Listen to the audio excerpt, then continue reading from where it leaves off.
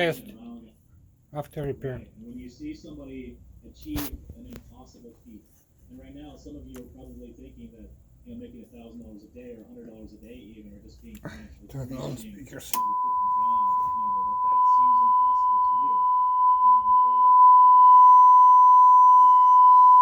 thought it was impossible to run a Too corporate much noise. and it was literally impossible. Not a single person had ever done it until that one person. 50, As soon as he did it, 70 watts.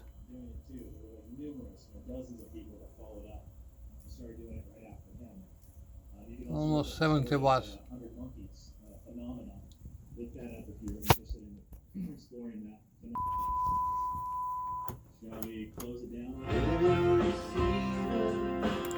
Test.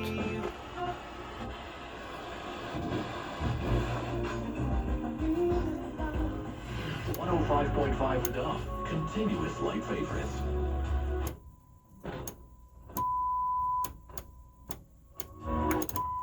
Marantz. And this is just